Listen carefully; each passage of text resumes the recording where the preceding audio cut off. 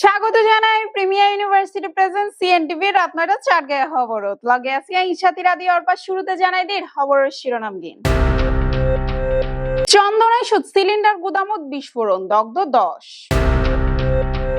Chittagong বন্দরত তেলবাহী container ফাটিয়ে তেল লুটোর মহোৎসব চট্টগ্রাম কাস্টমসত ঘুষর টিয়া উদ্যোগ সহকারী রাজস্ব কর্মকর্তা আটক ছাত্র সংসদ নির্বাচন উত্থান পতন ও ভবিষ্যতের সম্ভাবনা চট্টগ্রাম চেম্বারের আসন্ন পরিচালনা পর্ষদ নির্বাচনের ঘিরে ষড়যন্ত্র মিরসরাইও জেলে রুই দাসর পরিবার ইসলাম ধর্ম গ্রহণ করছি।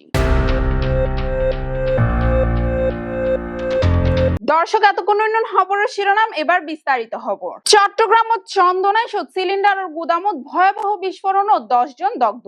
বিস্তারিত সহকর্মী শাহরিয়ার সুমনের রিপোর্ট।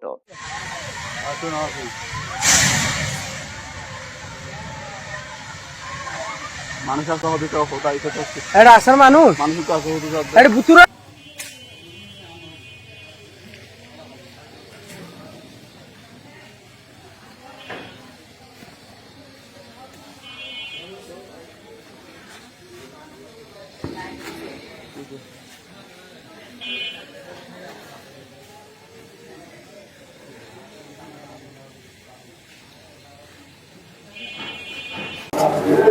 কি বর্ষণ করবে বর্ষণ যাবে ওইখানে নার্স কোথায় জাস্ট একটা গ্যাসের গোডাউন ছিল, জাস্ট ওই আপনার স্টোরেজ করার সময় গাড়ি থেকে আপনার গ্যাসের সিলিন্ডার স্টোরেজ করার সময় এই নিয়ে আগুনটা লাগছিল আর কি, হয়তো বা কোনো সিলিন্ডার ব্লাস্ট করছিল এই আর কি। সিলিন্ডার ব্লাস্ট করছে ঠিক আছে, কিন্তু ওই সময় কি আগুনটা কোথা থেকে আসছে? আগুনটা ওইটাই তো জানি না, ওইটাই তো আননোন, ম্যাটার হলো আননোন। তো আমরা হয়তো বা এজিউম করতেছি ওইটা হয়তো বা আপনার কোনো একটা সিলিন্ডার ব্লাস্ট তো হতে পারে এই আর কি, এই দূরে।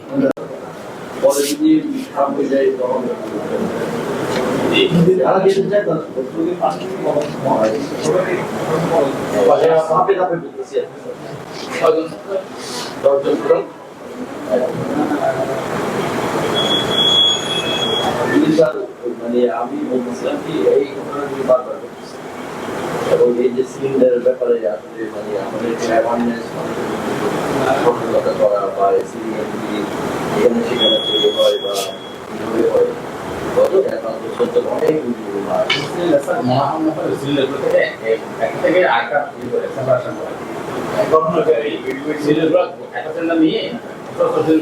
আমরা সবাই জানি আজকে খুব ভোরে আমাদের চট্টগ্রাম বিভাগের অধীনে চন্দনাইশ উপজেলায় একটা গ্যাসের বিস্ফোরণ হয়। ওই বিস্ফোরণে আমাদের চট্টগ্রাম মেডিকেল কলেজ হাসপাতালের ১০ জন গুরুতর অবস্থায় রোগী আমাদের এখানে রিপোর্ট করে এবং ১০ জনের অবস্থায় আশঙ্কাজনক।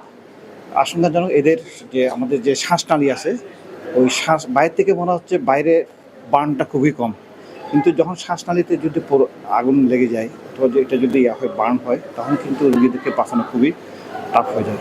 তো এই আমাদের ডাক্তার সিদ্ধান্ত নিচ্ছে কিছু কিছু রোগীকে ঢাকা বার্ন ইনস্টিটিউটে রেফার করা হবে।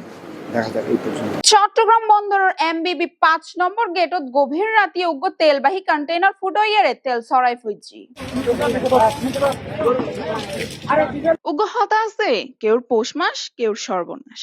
গভীর রাতে চট্টগ্রাম বন্দর এমবিবি ৫ নম্বর গেটত উগ্র তেলবাহী কন্টেইনার ফুটই যায়। এতে করে রাস্তার পাশে বালতি বোতল ও বিভিন্ন পাত্র লইয়ের স্থানীয় কল তেল সংগ্রহ করতে তাহে। উগ্র ভিডিও সেই দৃশ্যই ভাইরাল হই। ট্যাঙ্কর হেল্পার জানাই কন্টেইনারত প্রাণ কোম্পানির মালামাল আছিল, যা সিলেট যাইবার হতা আছিল। অন্যজ্ঞ লরি ধাক্কা দিলে তেলের ট্যাঙ্ক ফাটি যায়। নিরুপায় এর গাড়িও রাস্তার পাশে দাঁড় করানো হইলে আশপাশের লোকজন তেল সংগ্রহ করানো শুরু করে। তবে এ ঘটনাত বন্দর কর্তৃপক্ষ কোনো দায় লইতে অস্বীকৃতি জানাই। ঘরে বসে খুব সহজে ইউকে ডিগ্রি পেতে আজই যোগাযোগ করুন মার্সিসাইড গ্লোবাল কলেজ বাংলাদেশে। একটা খোলা গাড়ি ছিল, খোলা গাড়ি আমি আসতেছি দিন ধর্ম করতেছি, ওই পূজায় গাড়িটা আসা ব্যাগ থেকে আসি আমার কন্টিনিউর মেরে দিচ্ছে, আমার মানে একটা লিক হয়ে গেছে। আচ্ছা, তেলগুলো সবগুলো পুরোটা মরে গেছে। এখন গাড়ি আমাদেরকে সিয়ারাতে বাইতে দিচ্ছে, পুরো ছেড়ে দেওয়ার লাগে গাড়ি আনলোড হবে ২ নম্বর গেট, তো ৩ গেটে এখানে আনলোড হবে, তো নিয়ে যাওয়ার লাগে। তখন তো ওদের কারণে আমরা তো গাড়ি সরতে পারতেছি না ভাই। আচ্ছা, এখন এই গাড়ি এটা কে মূলত কে নিয়ে আসছে, মানে কার গোডাউনে যাবে মালটা?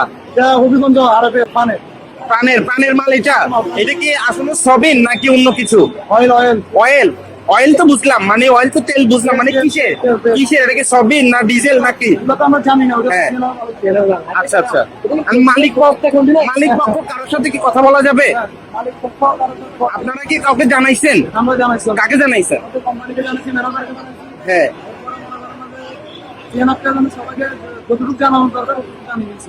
এখন আপনাদের কোম্পানির সাথে কি একটু কথা বলা যাবে?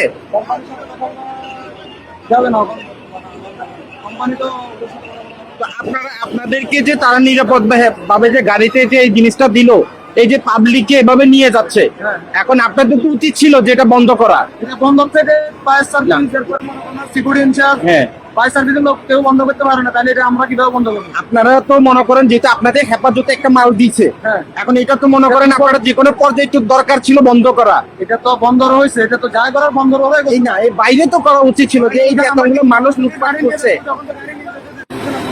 রাস্তা নষ্ট হয়ে যাবে, তেলগুলো নষ্ট হয়ে যাবে। সেটা তো না, রাস্তারও তো সেফটি থাকতে হবে, কারণ আপনার এই তেলটা পুরো তো রাস্তায় অ্যাক্সিডেন্ট দুর্ঘটনা ঘটনা ঘটতেছে। সেফটি ঠিক আছে, তাহলে এখানে একটা সেফটি, এখানে গাড়ি চললে তো আপনার নামটা কি ভাই? নুরুল হোসেন, আপনি এখানে কি ড্রাইভার। ড্রাইভার? আপনি মূল ড্রাইভার, না, মূল গাড়ি আমি আমি মানে সহকারী ড্রাইভার হিসাবে আছেন নাকি? যে যে আচ্ছা ঠিক আছে। আর এই আপনার কোম্পানির মালিকের নাম? ওই যে এখানে গাড়ি চেঞ্জের উপরে লেখা আছে না, সোয়াবিন তেল ভাই। আপনি এটা নিয়ে কি করবেন? ভাই আমি জানি না, এটা সবাই বলে সোয়াবিন তেল, এই জন্য হ্যাঁ। কিছু বলে থেকে বাইরে থেকে না, আপনি যে নিচ্ছেন নিয়ে কি করবেন? এটা নিয়ে সবাই বলতেছে আর কি সোয়াবিন তেল খাওয়ার জন্য। আপনি এটা কি মনে করেন যেটা আপনি নিয়ে রান্না করে খাইলে এটা আপনার শরীরের জন্য ভালো হবে? সেটা আমি জানি না ভাই, সবাই বলতেছে সোয়াবিন তেল দিচ্ছে। তেলটা যে নিলেন, এই তেলটা নিয়ে কি করবেন ভাই? এগুলো খাবো, খাবেন? এটা কি আসলে নিরাপদ? এটা বলতে পারি। হ্যাঁ, তাহলে আপনি যে নিচ্ছেন শরীরের জন্য কি এটা ভালো হবে না খারাপ হবে, একটা বিবেচনা তো করতে পারেন। এতগুলো মানুষ দিচ্ছে স্যার, এতগুলো মানুষ। সবাই নিচে বিধে আপনিও নিলেন।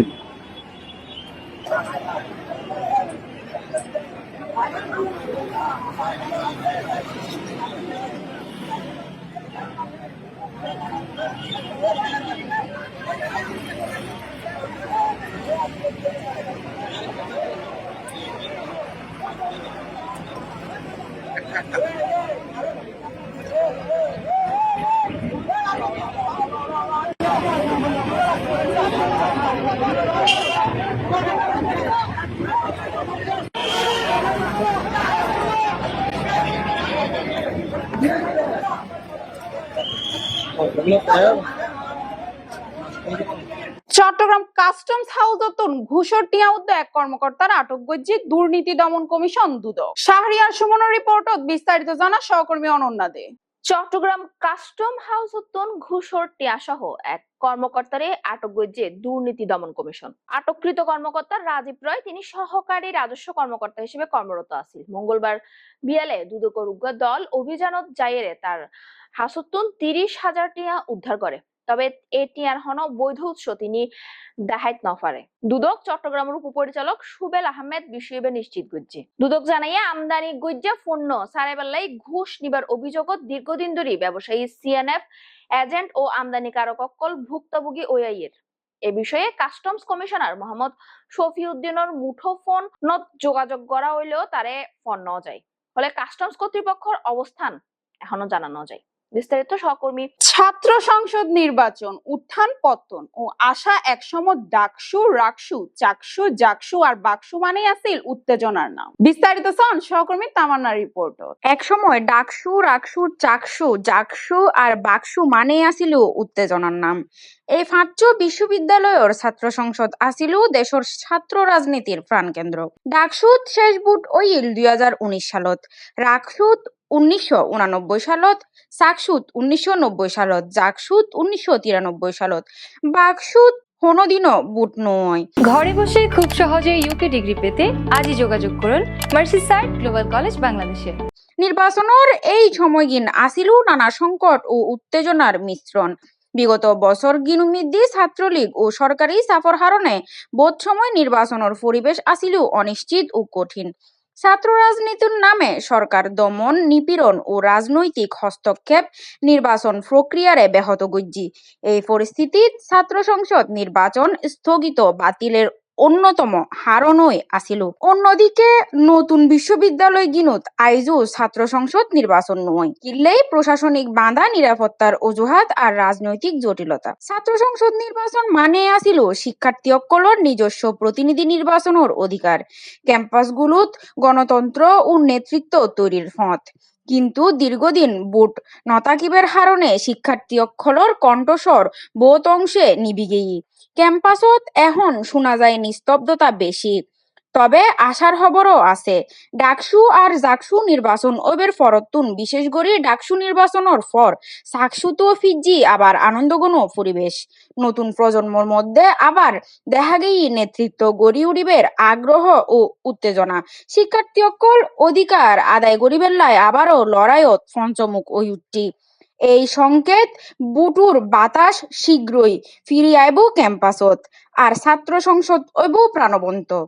News desk, CNTV, CTG news. Chittagong চেম্বারের আসন্ন পরিচালনা পর্ষদ নির্বাচনের ঘিরিয়ে ষড়যন্ত্র প্রতিবাদত সচেতন ব্যবসায়ী সমাজ ও industrialist and businessman welfare foundation যৌথ সংবাদ সম্মেলন গজ্জি, যা 17 সেপ্টেম্বর চট্টগ্রাম প্রেস ক্লাবত অনুষ্ঠিত হই। সহকর্মী তামান্না রিপোর্টত বিস্তারিত জানা সহকর্মী অনন্যা দে। চট্টগ্রাম চেম্বারের আসন্ন পরিচালনা পর্ষদ নির্বাচনের ঘিরিয়ে ষড়যন্ত্রের প্রতিবাদত সচেতন ব্যবসায়ী সমাজ ও industrialist and businessman welfare foundation যৌথ সংবাদ সম্মেলন গজ্জে, যা 17 সেপ্টেম্বর 2025 আজিয়ে চট্টগ্রাম প্রেস ক্লাবত অনুষ্ঠিত হয়ে। লিখিত বক্তব্য পাঠ গজ্জে SM নুরুল হক, আহ্বায়ক সচেতন ব্যবসায়ী সমাজ। তিনি হইয়ে ব্যবসায়ী সকলের প্রকৃত প্রতিনিধি নিশ্চিত গরম পড়িব 1 নভেম্বর 2025 বা তার আশেপাশে অনুষ্ঠিত নির্বাচনত ফুরাইন্যা ভুয়া ভোট, নাম সর্বস্ব, বিতর্কিত বৈষম্যমূলক সিজন অ্যাসোসিয়েশন ও ট্রেড গ্রুপ বাতিল করিয়ে প্রয়োজনীয় সংস্কার আনম পড়িব। ট্রেড গ্রুপ এবং টাউন অ্যাসোসিয়েশনের যে 8টা অকার্যকর সংগঠনকে বাতিল করেছিল, তদন্তের মাধ্যমে বাণিজ্য মন্ত্রণালয়ের নির্দেশনায়, লিখিত নির্দেশনায় এবং চট্টগ্রাম চেম্বারের প্রশাসকের অ্যাকুরেট নাম 4টা করে তারা ক্যান্সেল করেছিল। প্রিলিমিনারি ভোটার লিস্টে ছিল না, সেইটা ফাইনাল ভোটার লিস্টে আবার নিয়ে এসছে। যে কোনো কৌশলে নিয়ে আসছে, যেটা আমরা জানি না।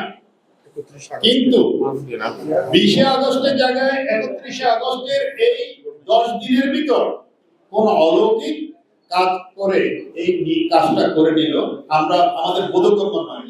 আমরা আপনাদেরকে পরিষ্কার করে বলতে চাই, এই লতিফের পরিবারের অ্যাসোসিয়েট ট্রেড গ্রুপ এবং টাউন অ্যাসোসিয়েশনের যদি এখানে আবার পুনর্বহাল হয়, তাহলে 1 নভেম্বর যে ইলেকশন হতে যাচ্ছে, সেই ইলেকশনে এই ট্রেড গ্রুপ এবং টাউন অ্যাসোসিয়েশনকে বহাল রেখে আমরা ইলেকশন হতে দেব না।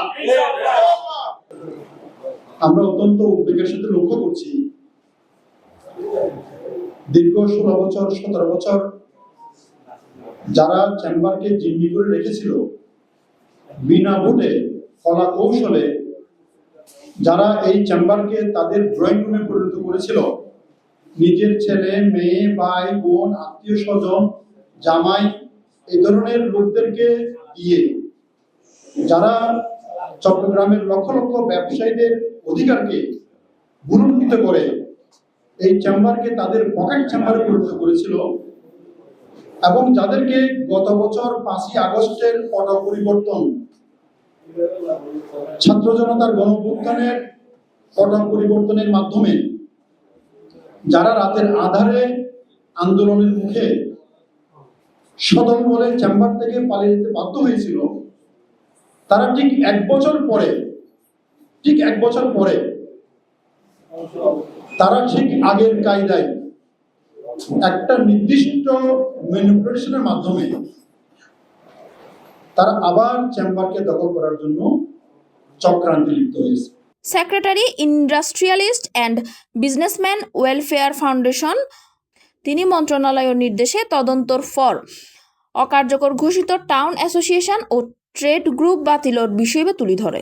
সংবাদ সম্মেলনত আরও বক্তব্য রেখে মাহবুবুর রানা সভাপতি ফ্রোজেন ফুড এক্সপোর্টস অ্যাসোসিয়েশন এবং মোস্তাক আহমেদ সভাপতি সেন্ট্রাল প্লাজা ব্যবসা সমিতি এ সময় নিয়মর বহির্ভূত নির্বাচন বর্জনের হুঁশিয়ারি দেন তারা। মিরসরাইত রুই দাস নামের এক ব্যক্তি ও তার পরিবার ইসলাম ধর্ম গ্রহণ করছি। ধর্মান্তরিত ইয়েরে তার নাম পরিবর্তন করিয়ারে মোহাম্মদ আব্দুর রহমান রাহুনুই। মোহাম্মদ আব্দুর রহমানের স্ত্রী মাইয়ে ও পরিবারের তিনজনই একযোগে ইসলাম ধর্ম গ্রহণ করছি। স্থানীয় সূত্র জানা গিয়ে ধর্মান্তর প্রক্রিয়া সম্পন্ন হবার পর পরিবারের সদস্য সকল স্থানীয় মুসলিম সম্প্রদায়ের ওয়ারে সম্পূর্ণভাবে মিলিত হই। দর্শক শেষ করে প্রিমিয়ার ইউনিভার্সিটি প্রেজেন্স রাত 9টা 4 গায়ে খবর আবারও হাজির হইম এল্লা আরো তথ্যবহুল খবর লইয়েরে। ততক্ষণ পর্যন্ত ভালো তাহিবেন, সুস্থ তাহিবেন এবং সিএনটিভি সিটিজির লগে তাহিবেন এবং সিএনটিভি ইউটিউব চ্যানেল সাবস্ক্রাইব করিবেন। ধন্যবাদ।